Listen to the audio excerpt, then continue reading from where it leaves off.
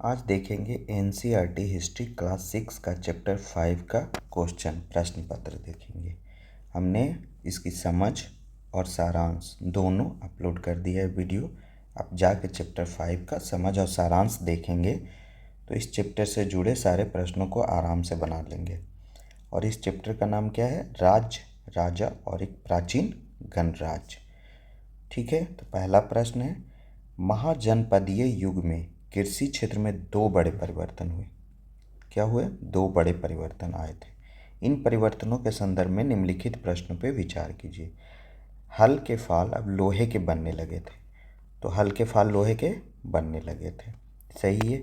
लोगों ने धान की कृषि बीज छिड़क कर करने के बजाय धान के पौधों का रोपण शुरू कर दिया था। क्यों कर दिया था? क्योंकि कर ज़्यादा लगाए जाने लगे थे, तो बहुत सारे अलग अलग क्या हुए? आधुनिक परिवर्तन हुए। तो ये दोनों परिवर्तन हुए, तो ये क्या है? दोनों कथन सही है, तो इसका उत्तर हो जाएगा सी। दूसरा प्रश्न है, अजात शत्रु वज्जी संघ पर आक्रमण करना चाहता था। उसने उस विषय पर सलाह के लिए अपने एक मंत्री को बुध के पास भेजा था।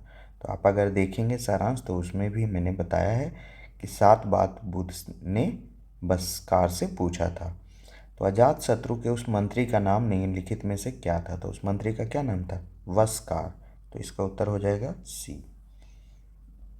दीघ निकाय निम्नलिखित में से क्या है? तो दीघ निकाय, अंगुत्तर निकाय, इसमें क्या है? ये सब क्या है? बौद्ध ग्रंथ है, जिसमें दीघ निकाय से एक कहानी भी लिया गया है और दीघ निकाय में महाजनपद का भी वर्णन किया गया है। 12 महाजनपद का वर्णन किया गया। तो ये क्या है? बौद्ध ग्रंथ है।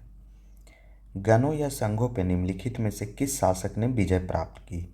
तो गण और संघ 1500 साल तक क्या थे? चलते रहे, लेकिन बाद में अंत में आके इन संघों पे किसने शासन किया? तो गुप्त ने शासन किया। गुप्त लोगों ने उस पर शासन कर लिया। गण या संघ के संदर्भ में निम्नलिखित कथनों पर विचार कीजिए।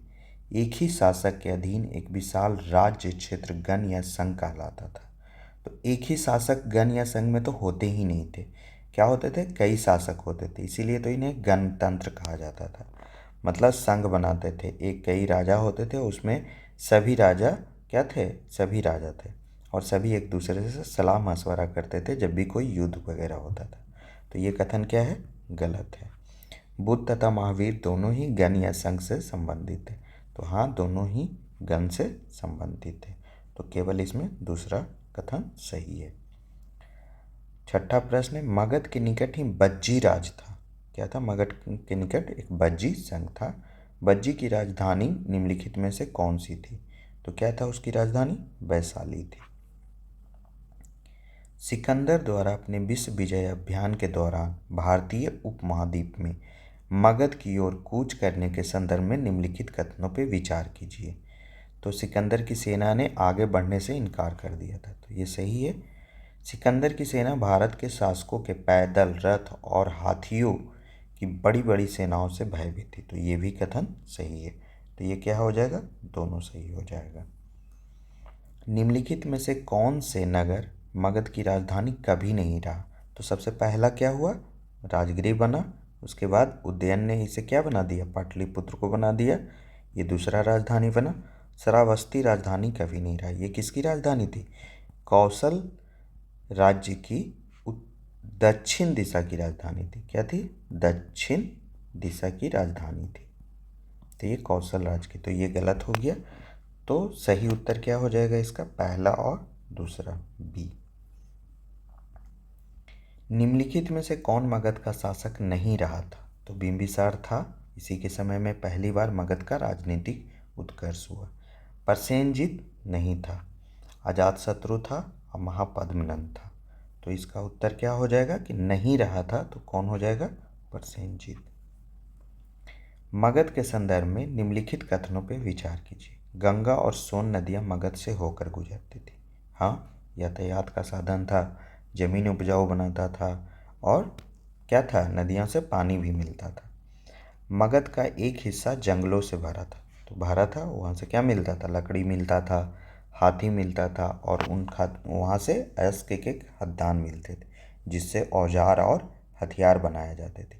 इस क्षेत्र में लौह अयस्क की खदानें थी। तो सभी कथन क्या है, सही है, तो इसलिए उत्तर इसका हो जाएगा डी। 11वां प्रश्न है, निम्नलिखित में से कौन से उत्तर वैदिक ग्रंथ के थे? तो ऋग्वेद को अलग ही ऋग्वेद काल कहा जाता है, बाकी के बाद के काल को क्या कहा जाता है, उत्तर वैदिक काल कहा जाता है। ये सारे ग्रंथ क्या हैं, उत्तर वैदिक काल के ग्रंथ हैं। तो पूछ रहा है कि उत्तर वैदिक ग्रंथ कौन कौन है, तो 2, 3, 4, 5, डी इसका उत्तर हो जाएगा। प्राचीन महत्वपूर्ण नगर कौशाम्बी, प्राचीन महत्वपूर्ण नगर कौशाम्बी निम्नलिखित में से किस स्थान पर स्थित था? अगर आपने एनसीईआरटी की समझ देखी होगी तो उसमें कौशाम्बी की एक दीवार भी दिया गया और उसमें लिखा गया है कि कहाँ है, इलाहाबाद के पास है। इसका उत्तर हो जाएगा सी। कौशाम्बी क्या था, वत्स की राजधानी था, वत्स की राजधानी था। 13 में देखते हैं, महाजनपदीय कर व्यवस्था, महाजनपदीय कर व्यवस्था के संदर्भ में निम्नलिखित कथनों पर विचार कीजिए। पशुपालकों को जानवरों या उनके उत्पाद के रूप में कर देना पड़ता था, ये सही है। व्यापारियों को सामान खरीदने और बेचने दोनों पे कर देना पड़ता था, सही है। आखेटक और संग्राहक कर से पूर्णतः मुक्त है, नहीं, ये गलत है।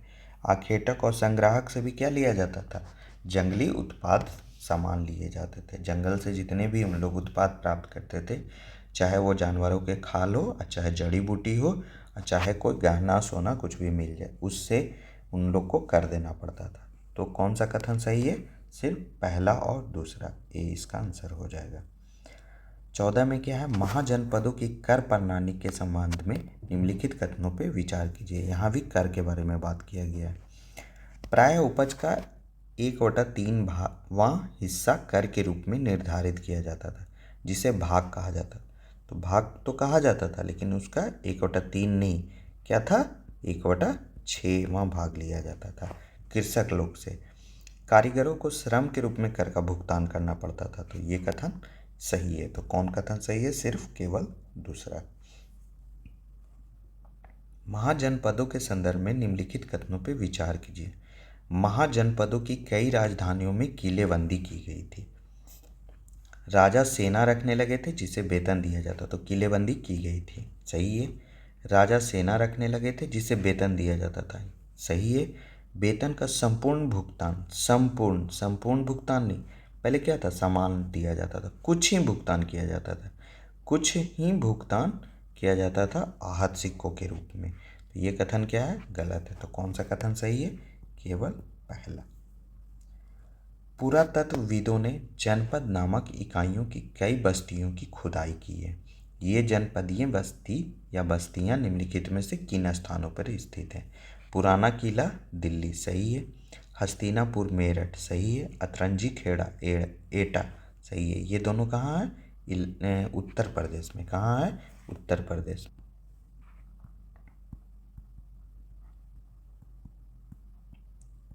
मैंने बोला था ये बहुत इम्पोर्टेंट क्वेश्चन है, इसको आप लोग ध्यान रखा कीजिए। ये क्या हो जाएगा, तीनों हो जाएगा, तो डी हो जाएगा। वैदिक काल के संदर्भ में निम्नलिखित कथनों पर विचार कीजिए। ब्राह्मणों द्वारा बनाई गई वर्ण व्यवस्था सभी के द्वारा पूर्णतः स्वीकार नहीं की गई थी। हाँ, तो सभी के द्वारा पूर्णतः स्वीकार नहीं की, तो बहुत लोग कहते थे जन्म के आधार पर नहीं होना चाहिए, व्यवसाय के आधार पर नहीं होना चाहिए। ये लोग क्या थे, बाद में विचार करते गए वर्ण व्यवस्था को अस्वीकार किए। इसी से बुद्ध भगवान भी निकले, इसी से महावीर भगवान भी निकले, इसी सोच से। तो महाद्वीप के पूर्वोत्तर क्षेत्रों में पुरोहितों का प्रभाव बहुत सीमित था, तो ये कथन भी सही है और ये कथन भी सही है। तो कौन सा हो जाएगा, सी, दोनों कथन सही है। 18वां प्रश्न है, वैदिक काल के संदर्भ में निम्नलिखित कथनों पर विचार कीजिए। क्षत्रिय और वैश्य दोनों को ही यज्ञ करने का अधिकार था। तो क्षत्रिय और वैश्य दोनों अधिकार था, और पुरोहित लोग या ब्राह्मण लोग यज्ञ करते थे, तो 3 लोग को यज्ञ में एक तरह से बैठने का अधिकार था, तो ये कथन सही है। शूद्रों को अछूत माना जाता था, तो शूद्रों को अछूत माना जाता था या नहीं माना जाता था? शूद्र तो खुद ही एक वर्ण था, उन्हें जरूर अछूत माना जाता था, लेकिन अछूत एक अलग ही वर्ग बन गया था, जिसमें बहुत सारे लोगों के व्यवसाय के कारण उन्हें अछूत माना जाता था। तो शूद्र एक अलग थे, उन्हें अछूत जरूर माना जाता था, लेकिन वो अछूत नहीं थे। अछूत एक अलग उस समय वर्ण था, जो उत्तर वैदिक काल के बाद स्टार्ट हुआ था। तो ये कथन क्या है? गलत है। सभी वर्णों का निर्धारण जन्म के आधार पर होता था। तो ये सही है। तो इसलिए क्या हो जाएगा? इसका उत्तर सी हो जाएगा। वैदिक काल में प्राय महिलाओं को शूद्रों के समान माना गया था। तो महिलाएं को माना जाता था लेकिन शूद्र के समान नहीं माना जाता था। तो ये कथन सही है, लेकिन पूरी तरह से वैदिक काल में समानता महिलाओं तथा शूद्रों को वेदों के अध्ययन का अधिकार नहीं था। ये भी कथन सही है, लेकिन इस एक कथन के कारण यह इसका रीज़न नहीं है। मतलब वेदों के अध्ययन करने का अधिकार नहीं था इसलिए कि महिलाओं को शूद्र माना जाता था। इस आधार पे असर्शन जो है, रीजन जो है असर्शन का, पूरी तरह से फुलफिल नहीं करता है। तो दोनों सही है, परंतु सही स्पष्टीकरण नहीं है। इसलिए इसका उत्तर क्या हो जाएगा? बी हो जाएगा। सूची 1 को सूची 2 से सम्मिलित कीजिए तथा सूचियों के नीचे दिए गए कूट से सही उत्तर चुनिए। तो वैदिक कालीन वर्ण विभाजन था। ये इजी क्वेश्चन है। ब्राह्मण लोग क्या थे? यज्ञ करते थे। तो ब्राह्मण लोग यज्ञ करते थे। शूद्र लोग का काम क्या था? तीनों वर्णों की सेवा करना। तो ये पहला हो गया। विष का काम क्या था? विष का काम था व्यापार करना। तो ये चौथा हो गया। और क्षत्रिय का काम क्या था? लोगों की रक्षा करना। तो देखिए इसमें क्या है? 2 1 4 3, ए इसका आंसर हो गया। इस तरह से इस चैप्टर 5 का यह बहुत ही 20 क्वेश्चन जो है इम्पोर्टेंट क्वेश्चन है। इसे बार बार देखिए, बनाने का खुद से प्रयास कीजिए। नहीं समझ में आया तो सारांश को देखिए। उसे भी नहीं समझ में आया तो पहले समझ से, अंडरस्टैंडिंग से चैप्टर का शुरू कीजिए।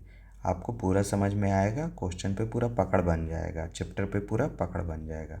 तो इस तरह से यह चैप्टर समाप्त होता है। धन्यवाद।